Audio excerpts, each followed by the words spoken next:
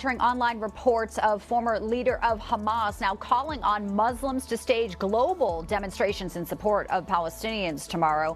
Khalid Misal is urging Arabs in neighboring countries to take up arms against Israel. Misal served as chief of Hamas from 2004 to 2017. He's based in Qatar, where he serves as the head of Hamas's diaspora office. Now, this comes also, as we know, here in the United States, Customs and Border Protection data has already revealed there's been a surge in what are called special interest migrant apprehensions. Those are individuals with matches on the U.S. terror watch list. Just this year alone, 659 known or suspected terrorists from more than 170 countries have been captured here. That is marking the highest number in recorded history for us. Joining us to discuss this, former New York City Police Commissioner Bernard Kerik. Bernie, great to have you in. Thank you for being with us today. Thanks, Bianca. Obviously, Americans here at home are watching what's happening in Israel and questioning how safe we may be. We saw the CBP data telling us about the border crossings from all over the world, not including the known gotaways that we don't even know who they are. But when you see someone like Khalid Misal, Bernie, calling for demonstrations tomorrow, Friday the 13th, tell us what you think is going on with the law enforcement in many major cities and what people need to know today is obviously it's alarming to hear that.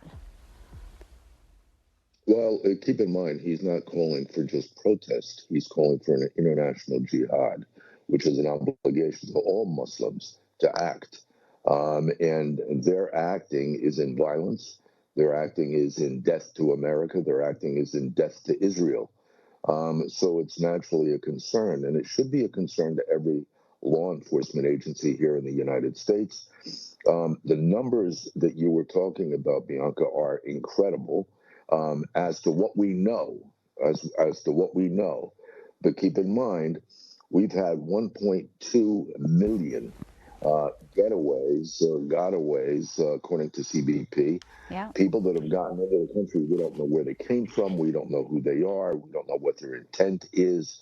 And we have about 60,000 from Arab nations that have come into the States.